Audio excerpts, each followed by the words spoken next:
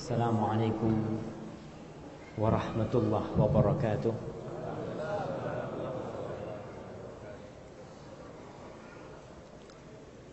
Alhamdulillah alladzi bi ni'matihi tatimmus shalihat. Segala puji bagi Allah Jalla Jalaluh yang karena nikmatnya kebaikan-kebaikan menjadi sempurna, yang karena rahmatnya niat-niat baik hamba dapat terlaksana. Kita bisa melangkahkan kaki kita ke rumah Allah ini dalam kondisi dan cuaca yang mungkin buat sebagian orang kurang bersahabat. Itu karena Allah Jalla Jalaluh. Saya tadi sempat ngomong sama Pak Praid itu, apa nggak digagalkan aja kajiannya? Lah wong hujan deres. Kata dia, Ustaz, insya Allah sudah banyak yang datang, Ustaz. Masya Allah. Ternyata memang kita berada di zaman yang nggak kalah sama zamannya Imam Ahmad bin Hanbal, di mana para penuntut ilmu itu tidak terhalangi dengan teriknya panas dan tidak menjadi halangan buat dia hujan. Selama hujannya dari air, insya Allah masih datang. Sekali lagi kita bersyukur kepada Allah Subhanahu wa taala karena memang nikmatnya lah yang membuat kita bisa hadir ke tempat ini. Allahumma salli wa sallim wa zid wa barik wa an'im ala abdika wa rasulika habibina wa nabiyina Muhammad. Ya Allah, semoga salawatmu, semoga berkahmu, semoga salam dan nikmatmu senantiasa kau tambahkan untuk hamba kekasihmu, untuk Nabi kita Muhammad sallallahu alaihi wasallam. Kalau dengar nama Nabi Muhammad, usahakan bibirnya itu nggak diem doang. Katakan sallallahu alaihi wasallam. Jangan pelit-pelit, nggak minta duit kita nih. Kita cuma disuruh bersolawat banyak-banyak buat Rasul sallallahu alaihi wasallam. Terkadang orang kalau ditanya, ente kok nggak solawat? Ustaz, dalam hati anak bersolawat. Ya, kalau urusan hati ini urusan Sang Pencipta. Tapi yang namanya zikir itu diperintahkan untuk nampak di lisan kita, hati sambil mengucapkannya. Maka semoga salawat untuk Nabi kita Muhammad sallallahu alaihi wasallam itu terlimpahkan selalu, dan untuk keluarganya, untuk istri-istri beliau, untuk Khadijah, untuk Aisyah, untuk Hafsah, untuk Ummu Salamah, Ummu Habibah, untuk Zainab, untuk Maimunah, untuk Safiyah, dan untuk yang lainnya. Dan semoga salawat bersambung untuk anak dan cucu Rasulullah sallallahu alaihi wasallam dan para sahabat-sahabat Nabi yang mereka saling mencintai, yang mereka saling mengasihi, yang bahkan kalau kita lihat bagaimana penghormatan para sahabat kepada keluarga Nabi tak sebanding dengan penghormatan kita terhadap keluarga Nabi radhiyallahu taala anhum ajma'in. Amma ba'd. Fa ya rabbi shrah li sadri wa yassir li amri wahlul 'uqdatam min lisani yafqahu qawli. Ma'asyiral muslimin rahimakumullah. Sebelum kita mulai, ana mau kasih hadiah buat jamaah yang paling jauh. Mana yang paling jauh? Ana kasih hadiah. Masya Allah. Dari mana, Pak? Dari Bandung. Wah, Bandung mah ada yang dari Sumatera sini mana? Gimana? Juanda. Masya Allah. Perumahan Juanda. Ada yang lebih jauh dari itu? Dari Bangil. Masya Allah. Ada yang ngalahkan Bangil? Kayaknya nggak ada jemaah. Berarti kita kasih hadiah beliau. Nah, iya, untuk yang paling jauh. Sekarang untuk yang paling tua. Siapa yang merasa paling tua? Umur berapa, Pak? 70. Coba kita tanya, ada nggak yang lebih dari 70? Jemaah. Oh, di sana berapa? 73. Hijriah apa Masehi? 73. Ada yang lebih 73? Nggak ada kayaknya. Masya Allah. Fadal. Kayaknya buat yang 73 itu, Mak. Masya Allah jamaah, ternyata yang 73 masih ngaji jamaah. Subhanallah ya. Imam Ahmad pernah ditanya, ketika itu beliau sudah imam, beliau masih pegang pena. Ditanya, ya imam, ila mata? Sampai kapan kamu seperti ini? Qala, minal mahbara ilal makbara. Sampai kuburan. Kalau anak sudah sampai kuburan nggak bisa belajar, anak akan berhenti belajar. Dan seperti itulah seorang muslim. Karena dengan setiap ilmu yang dia miliki, Allah berfirman, yarfa'illahu alladhina amanu minkum walladhina utul ilma darajat.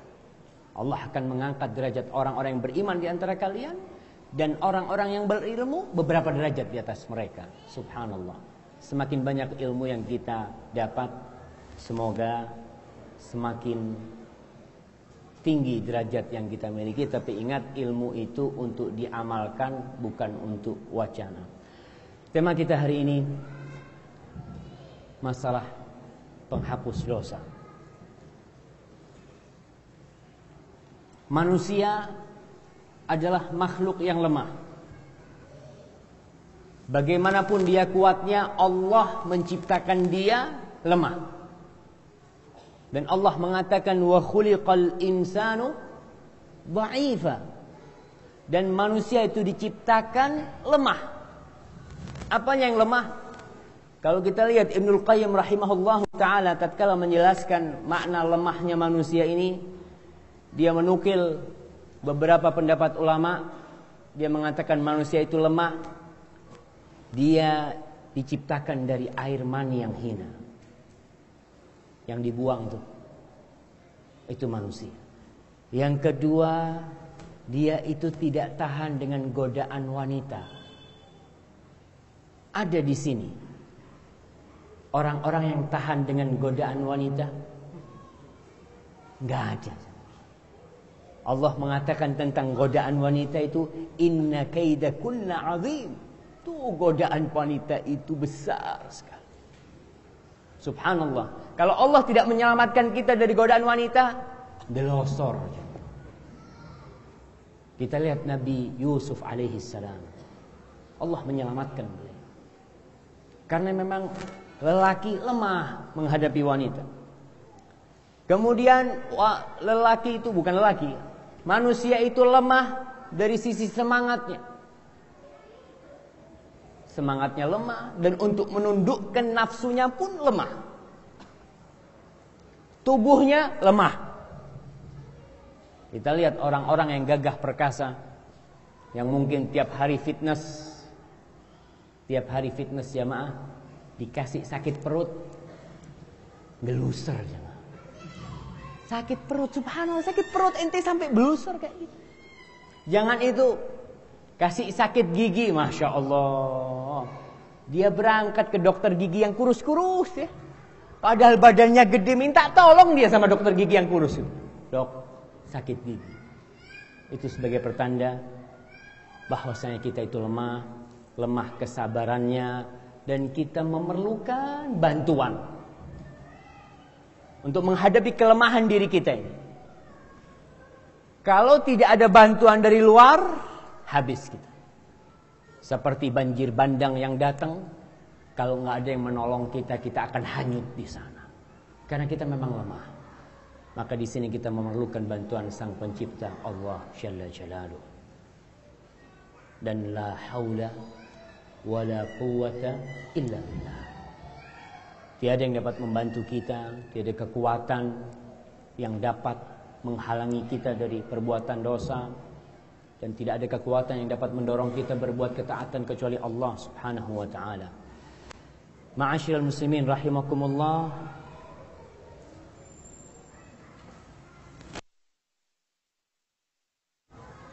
Kita banyak terjerumus ke dalam dosa. Semuanya. Apakah ustadz itu tidak terjerumus ke dalam dosa? Terjerumus. Bahkan dosanya ustadz itu akan lebih besar sanksinya karena dia punya ilmu. Apalagi kayak kita-kita nih. Orang godaan kepada para waliullah, setan itu godaannya semakin kuat. Ditambah lagi dengan hawa nafsu kita. Tidak ada satu cita-cita yang lebih utama di muka bumi ini lebih dari dua hal. Yang pertama, dia diampuni dosa-dosanya dan dilipat gandakan amal kebajikannya. Kalau antum mempunyai cita-cita, itu cita-cita yang utama. Kita lihat bagaimana salafus saleh, mereka bercita-cita. Apa cita-cita yang ente? Ana cita-citanya cuma keluar dari dunia ini diampuni dosanya ana. Karena memang gara-gara dosa ini, subhanallah, ingat bahwasanya semua dosa itu ada hitungannya. Nggak ada yang nggak ada hitungannya. Terlupakan, nggak ada. Allah subhanahu wa ta'ala berfirman, "Laisa bi amanikum wala amani ahlil kitab man ya'mal su'an yujza bihi wala yajid lahu min dunillahi waliya wala nasira." Surat An-Nisa ayat 123. Kata Allah, itu bukanlah menurut angan-angan kalian. Urusan ganjaran dari Allah, balasan ini tidak menurut angan-angan kalian. Dan tidak pula menurut angan-angan ahlul kitab. Man ya'mal su'an yujza bihi. Siapa saja. Man ini lafaz umum. Siapa saja yang berbuat dosa, yujza bihi. Pasti dia itu dikasih balasan. Wala yajid lahu min dunillahi waliya wala nasira. Dan dia tidak akan menemukan pelindung dan penolong selain Allah subhanahu wa ta'ala. Ketika ayat itu turun, para sahabat merasa ayat itu terlalu berat untuk diamalkan. Maka mereka datang kepada Rasul sallallahu alaihi wasallam dan Abu Bakar As-Siddiq yang Rasul sallallahu alaihi wasallam mengatakan tentang Abu Bakar fil jannah. Abu Bakar di surga. Tapi tatkala ayat ini turun, Abu Bakar datang menjumpai Rasul sallallahu alaihi wasallam.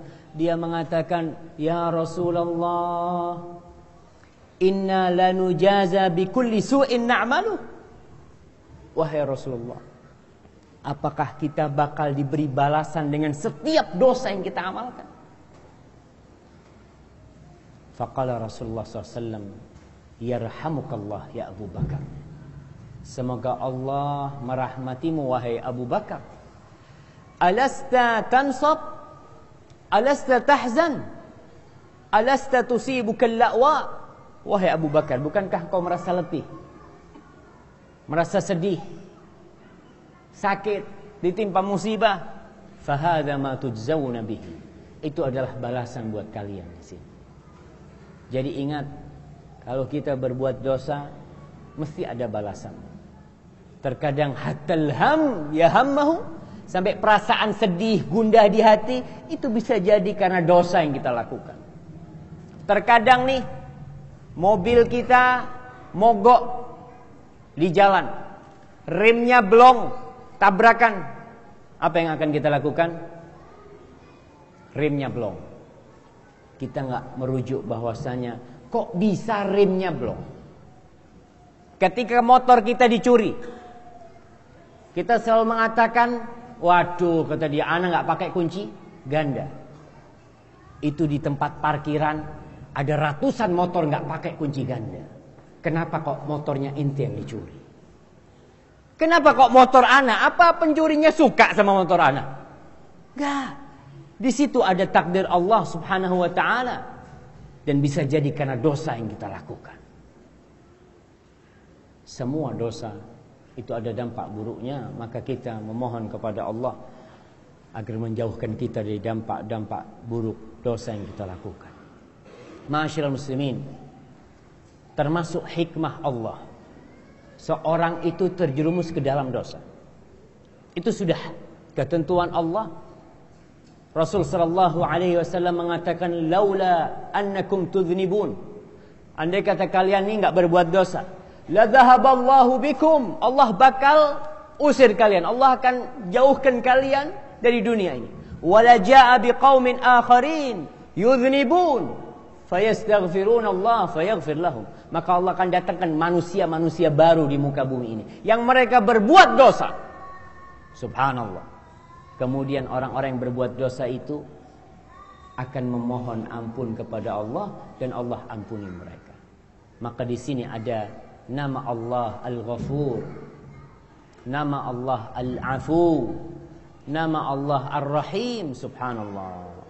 Ma'asyiral muslimin rahimakumullah. Ibnul Qayyim ketika dia menjelaskan tentang masalah dosa nih, dia menukil perkataan salaf yang mengatakan terkadang seorang itu masuk surga gara-gara dosa. Masuk surga bidzambin yusibu. Karena dosa dia masuk surga. Dan ada orang yang masuk neraka gara-gara ibadahnya. Taat sama Allah, Masya Allah, tapi akhirnya masuk neraka. Kok bisa? Maka Ibnul Qayyim menjelaskan pernyataan salaf itu. Terkadang sebagian orang berbuat dosa gara-gara dosa yang dia lakukan. Dia mengingat selalu dosanya seakan-akan selalu di depan matanya. Dia berkumpul dengan manusia, dia sendirian, dia berjalan, dia ingat sama dosanya. Dia mau tidur, dia ingat dengan dosanya. Sehingga hal itu membuat dia terus beristighfar, memohon ampun kepada Allah Subhanahu wa taala. Ana jadi takut kalau lihat Pak Anu.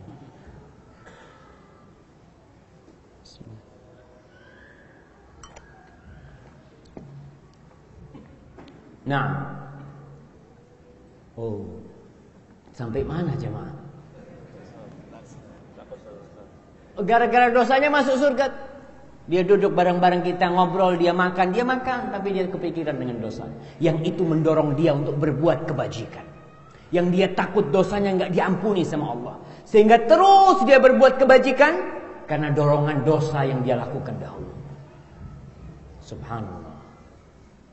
Dan berapa banyak orang yang tobat jemaah, preman dari umur 17 tahun sampai umur 50 tahun. Lalu dia bertobat, subhanallah. Ketika umur 50 tahun dia bertobat, 2 tahun alhamdulillah ngaji, hafal 1 juz amma. Ada yang dari lahir sampai tua nggak pernah jadi preman, nggak hafal-hafal Quran. Wala juz. Dia taunya cuma sama juz jambu, sama juz tomat, apalah. Kalau juz dalam Al-Quran, subhanallah. Gara-gara dosa orang itu semangat belajar, semangat datang. Dan kadangkala sebagian orang karena pahalanya, karena ibadahnya, karena ketaatannya dia bangga, sehingga dia membanggakan kebaikannya, lalu dia akan dihantarkan ke dalam neraka gara-gara bangga dengan kebaikan. Dia lupa dengan Allah Subhanahu wa taala. Dia meremehkan orang lain. Yang kita tahu al-kibru batarul haq wa ghamtun nas. Yang dikatakan kesombongan itu adalah menolak kebenaran dan meremehkan orang lain. Seakan-akan dia nih yang bakal masuk surga. Melihat temannya berbuat dosa, kayaknya nggak bakal masuk surga fulan ini. Ajib. Emangnya ente punya kuncinya surga? Mengeluarkan fulan, masukkan fulan. Maka hati-hati. Jadi dosa ini ketika manusia terjebak dalam dosa, terkadang membuat dia dekat kepada Allah. Seperti Nabi Adam alaihi salam. Tatkala beliau terjebak memakan buah di surga itu, dia langsung kembali kepada Allah dan berdoa, Rabbana zalamna anfusana wa illam taghfir lana wa tarhamna lanakunanna minal khasirin. Allahu akbar. Itu doanya Nabi Adam. Ya Allah, kita menzalimi diri kita sendiri. Kalau engkau tidak ngampuni diri kita, kalau engkau tidak mengasihi kita, maka kita akan menjadi orang-orang yang merugi. Sekarang apa saja amalan-amalan yang bisa menghapuskan dosa kita nih? Yang pertama, al-iman, iman dan amal soleh. Iman dan amal soleh itu akan menghapuskan dosa-dosa yang pernah kita lakukan. Allah Subhanahu wa taala berfirman, "Walladzina amanu wa 'amilus salihati lanukaffiranna 'anhum sayyi'atihim wa lanajziyannahum ahsanal ladzi kanu ya'malun. Dan orang-orang yang beriman dan beramal soleh, kita akan menghapuskan kesalahan-kesalahan dia. Walanajziyannahum, kemudian kita akan berikan pahala buat mereka dengan yang terbaik dari amalan mereka. Beriman dan beramal soleh. Pernah ada seorang sahabat, Rasul lagi berjalan, ada orang Badui. Sebagaimana diriwayatkan oleh Imam Ahmad, dia tanya, gimana caranya masuk Islam ini? Maka Rasul jelaskan sama dia, atau syahadat. Dan orang itu setelah dijelaskan tentang rukun Islam, orang itu mengatakan, aqrartu, aku beriman dengan semua yang kau sebutkan. Beberapa langkah, ontanya terprosok, jatuh, mati. Mati orang ini. Apa kata Rasul SAW? Hadza, ini termasuk orang-orang yang amalnya sedikit tapi pahalanya besar. Dosa dia puluhan tahun, dengan beriman dihapuskan oleh Allah Subhanahu wa taala. Maka dengan iman kita, Allah akan menghapuskan dosa kita. Khalid bin Walid ketika datang, atau Amr bin As ketika datang kepada Rasul SAW, dia mengatakan, ya Rasulullah, aku mau masuk Islam tapi aku akan bersyarat. Masuk Islam tapi punya syarat. Kata Rasulullah, ma syartuk, apa syaratmu? Ayyaghfirallahu, syaratnya agar Allah mengampuni dosa-dosaku yang dulu. Subhanallah jemaah. Karena Khalid takut, kalau aku masuk Islam ternyata dosaku tetap dihitung, maka hancur aku. Rasulullah SAW mengatakan, awala ta'lamu anna al-Islam yajubbu ma qablah. Apa kau nggak tahu bahwasanya Islam itu menghapuskan semua dosa? Dan orang kalau masuk Islam itu bukan seperti bayi yang baru lahir. Kalau bayi baru lahir kan putih bersih, tapi amal-amal soleh dia yang dulu sebelum Islam itu dihitung, dan amal keburukannya itu dihitung amal kebajikan. Ini kemurahan Allah Subhanahu wa taala. Yang kedua, yang menghapuskan dosa itu sabar dan beramal soleh. Allah Subhanahu wa taala berfirman, illal ladzina sabaru wa 'amilus salihati ulaika lahum maghfiratun wa ajrun kabir.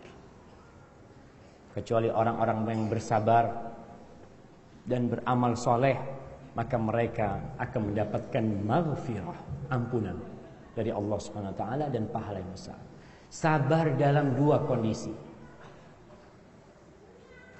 Dalam kondisi kita susah, sabarnya ya menahan diri. Dalam kondisi kita diberi kenikmatan oleh Allah Subhanahu wa taala, sabarnya juga menahan diri. Tidak foya-foya. Dia ingat bahwasanya nikmat ini dari Allah, dia mensyukuri nikmat itu. Sama-sama bersabar.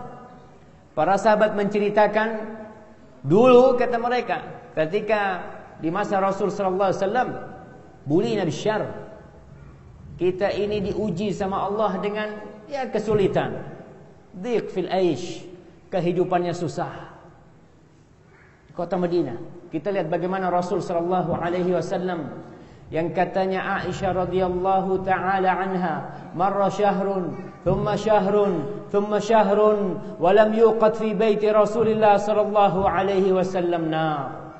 Berlalu rembulan, datang masuk bulan lagi, kemudian dia berlalu dan datang bulan lagi, dan di rumah Rasul sallallahu alaihi wasallam apinya enggak hidup. Tapi Rasul sallallahu alaihi wasallam bersabar. Sahabat-sahabat ketika perang Khandaq, ketika mereka menggali Khandaq, itu perutnya dilipat sama apa jamaah? Stagen gitu ya, kayak stagen, diisi kerikil jamaah. Karena menahan lapar. Kata para sahabat, kita berhasil sukses waktu itu. Tatkala dibukakan pintu dunia, banyak yang enggak bersabar jamaah. Banyak yang enggak berhasil. Dan kita semua tahu, kalau kita lagi susah, kita dekat sama Allah. Kalau kita lagi ada masalah, subhanallah, Yang namanya air wudhu itu selalu membasahi wajah kita. Naik mobilnya, Bismillah, Subhanalladzi sakhkhara lana hadza. Kenapa? Karena lagi susah, takut tabrakan. Tapi ketika dia lagi senang, terkadang dia lupa. Sekali lagi, kesabaran dituntut seorang itu baik ketika dia berbahagia atau tatkala dia susah. Ketika kau punya uang, jangan berfoya-foya, karena ada orang yang mubadzir dalam kehidupan ini. Masya Allah, karena uangnya banyak, menikahkan anaknya pakai undangannya 20.000 satu lembar. Ada jemaah yang lebih 20.000, ada. Kemana ini undangan akan terbang? Ke tempat sampah. Allahu Akbar. Kalau kau berikan kepada fakir miskin, kau akan mendapatkan pahalanya di sisi Allah Subhanahu wa taala. Ustaz, ana banyak duitnya. Oke, banyak duitnya, bagikan ke sama orang. Apa harus jemaah? Apa harus orang itu berbangga-banggaan dengan undangannya? Yang kita tahu undangan itu akan dibuang. Lah, ingat kita dituntut bersabar juga tatkala kita mendapatkan nikmat. Maka orang yang bersabar dalam dua kondisi itu dan beramal soleh, ulaika lahum maghfiratun wa ajrun kabir. Mereka akan mendapatkan ampunan dan pahala yang besar. Imam Syafi'i pernah ditanya, ya Imam, ayyuhuma afdal, ayyumakkan atau yubtala? Imam Syafi'i, mana yang lebih mulia nih? Seorang itu dikasih kedudukan, dikasih jabatan, kaya raya, punya dunia, Masya Allah, dengan orang yang diuji dengan kemiskinan, kemudian dia bersabar. Yang ini bersyukur, yang ini bersabar. Mana yang lebih utama? Mana jemaah? Yang mana? Yang kaya bersyukur. Betul. Enak banget, anak yang miskin ini gimana gitu kan? Yang mana? Yang mana? Ketakwaannya. Sama-sama ketakwaan. Kata Imam Syafi'i rahimahullah, la yumakkan hatta yubtala. Orang itu tidak akan diberi posisi, kedudukan, dienakan hidupnya sampai dia dikasih bala dulu. Lihatlah Nabi Nuh alaihissalam. Lihatlah Nabi Ibrahim. Lihatlah Nabi Musa. Lihatlah Nabi Yusuf. Apakah Nabi Yusuf itu langsung jadi raja? Enggak. Perjalanannya panjang, kesabarannya dia. Diuji, dipisahkan dari orang tuanya, dijual, dipenjara. Baru setelah itu dikasih kedudukan. Jadi proses itu ada. Kata Imam Syafi'i, orang itu akan dikasih kedudukan sampai dia diuji dulu kesabarannya. Dan memang kalau sudah diuji kesabarannya, insya Allah dia akan bersyukur. Tapi katanya orang, satu ada istilahnya OBK, apa? OKB, orang kaya baru. Biasanya kalau orang kaya baru itu, Ustaz, gayanya beda Ustaz, sama orang yang kaya lama. Ini bermasalah ini. Dia memang nggak bersyukur, nggak bersabar waktu diuji. Maka ingat, kesabaran itu dan beramal soleh akan menyebabkan dosa-dosa kita diampuni oleh Allah Subhanahu wa taala. Yang ketiga, yang akan menghapuskan dosa kita ini, menyembunyikan sedekah. Menyembunyikan sedekah dan memberikannya kepada fakir miskin. Orang-orang fakir itu dapat menghapuskan dosa kita. Rasulullah Subhanahu wa taala berfirman, "In tubdus shadaqat fa ni'mah." Kalau kalian sedekah terang-terangan itu baik. Kalau niatnya ikhlas lillahi ta'ala. Wa in tukhfuha wa tu'tuha al-fuqara. Tapi kalau kalian sembunyikan sedekah kalian dan kalian berusaha memberikannya kepada orang yang fakir, Allah mengatakan fahuwa khairul lakum. Ini lebih baik buat kalian. Jadi sedekah terang-terangan itu baik, tapi yang lebih baik adalah sedekah yang disembunyikan. Kalau itu yang dilakukan, Allah mengatakan wa yukaffir ankum min sayyi'atikum wallahu bima ta'maluna khabir. Maka Allah akan menghapuskan dosa-dosa kalian. Subhanallah. Dikatakan as-sadaqatu tudfi ghadabar rabb. Sedekah itu kata Nabi akan mematikan amarah Allah Subhanahu wa taala. Maka para jamaah, jangan lupa untuk banyak-banyak bersedekah. Enggak perlu istrinya tahu. Sudah, keluarkan. Dan kalau sedekah, jangan sedikit-sedikit. Sedekah itu nabung jamaah. Deposit. Antum kalau deposit berapa? Masa kalau ada kotak amal untuk deposit itu deposit akhirat ya. Kita cuma naruh 10.000. Ya 10.000. Cuma jadinya berapa? Coba datang kotak amal, Masya Allah. Nih ana mau deposit nih. Berapa? Ya nggak banyak-banyak, 100.000. Alhamdulillah. Nggak bakal hilang loh. Rasul sallallahu alaihi wasallam mengatakan, "Ma naqasa malun min shadaqah." Harta itu nggak berkurang karena sedekah. Mungkin jumlah nominalnya berkurang, tapi nggak bakal berkurang berkahnya jamaah. Ada orang punya uang 100 juta dan satu orang punya uang 1 juta, yang 100 juta sehari habis. Kok bisa? Sakit, tabrakan, operasi 100 juta. Yang fulan punya 1 juta dia sedekahkan tuh, alhamdulillah 1 juta masih ada di kantong. Karena dia saya keluarkan 100.000 dari uang itu. Maka jangan bakhil-bakhil, dan itu termasuk penghapus dosa kita. Maka bersedekahlah sembunyi-sembunyi, nggak perlu orang tahu. Dan kita mengetahui bagaimana salafus soleh berusaha menyembunyikan sedekah.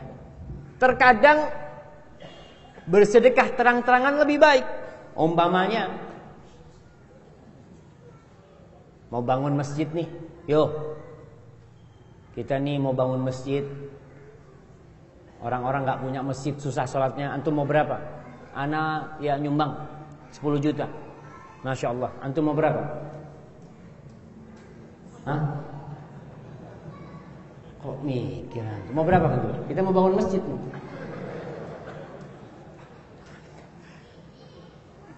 Berapa? 1 juta, alhamdulillah. Beneran? Subhanallah aja. Kita kadang-kadang mikir takut beneran Ustaz nih dia. Beneran. Kadang-kadang kita, oh ini fulan 10 juta, Masya Allah. Masa ana lebih kaya dari fulan 5 juta? Kan orang kan terpengaruh, ana lebih kaya dari fulan 5 juta. Enggak, ana mau 100 juta. Masya Allah. Yang fulan, ana lebih kaya dari fulan, masa cuma 100 juta. Ana 101 juta. Gak apa-apa. Lebih banyak dari fulan kan. Itu kadang-kadang membuat kita subhanallah mau beramal jamaah. Ada waktu-waktunya bersedekah terang-terangan itu baik. Karena Allah mengatakan intubdus shadaqat fa ni'mah ya. Kalau kalian sedekah terang-terangan itu baik. Tapi terkadang memang kita harus sembunyikan sedekah kita. Kalau hati sudah mulai ada keinginan yang tidak-tidak, ingin dipuji, ingin dilihat ya, maka hati-hati. Yang nomor 4, cinta kepada Allah dan mengikuti sunnah Nabi Muhammad SAW. Itu akan menghapuskan dosa kita. Allah Subhanahu wa taala berfirman, "Qul in kuntum tuhibbunallah fattabi'uni yuhibbukumullah wa yaghfir lakum dzunubakum." Katakan Muhammad kepada orang-orang yang mereka ngaku cinta kepada Allah, ngaku menjadi waliullah. Ada orang-orang yang ngaku, oh waliullah, anani waliullah, atau fulan waliullah. Di sini nih Allah memberikan ukuran siapa tuh waliullah. Kalau kalian benar-benar cinta kepada Allah, Allah mengatakan fattabi'uni, ikuti Nabi Muhammad sallallahu alaihi wasallam. Ikuti aku, Rasulullah sallallahu alaihi wasallam. Yuhibbukumullah, maka Allah akan cinta kepada kalian. Allah akan cinta. Para jamaah, berbicara cinta Allah ini, Allah ya, nggak kuat gitu. Allah kalau sudah cinta sama hambanya,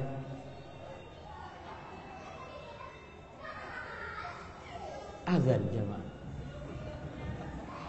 Allahu Akbar.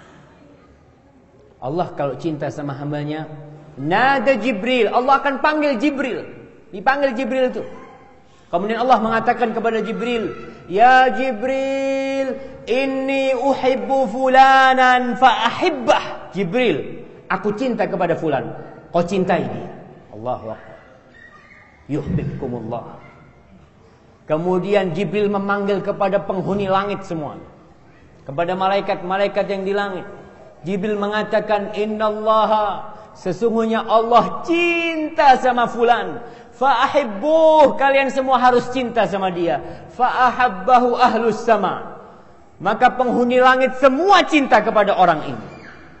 Tsumma wudi'a lahul qabul fil ardh, kemudian orang ini diterima di muka bumi ini. Kalau Allah sudah cinta, banyak di antara kita terkenal di muka bumi ini, dicintai orang banyak, tapi dia itu nggak dikenal di langit sana, nggak pernah disebut namanya di langit sana.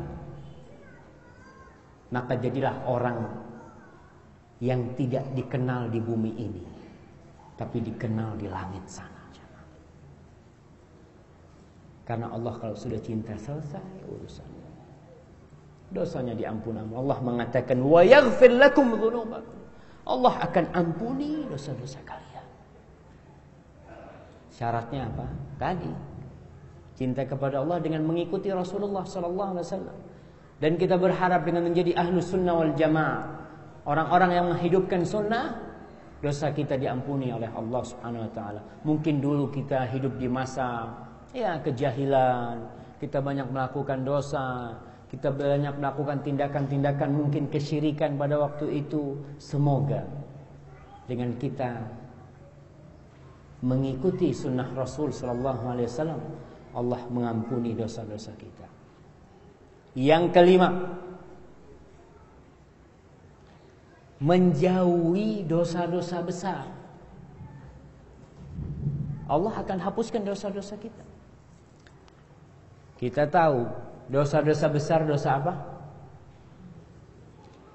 Dosa besar itu adalah dosa yang ada ancaman di situ, baik dengan amarah Allah, dengan murka Allah, dengan laknat Allah, atau dengan adanya hukum had di dunia ini, yang dipotong tangannya, yang dirajam.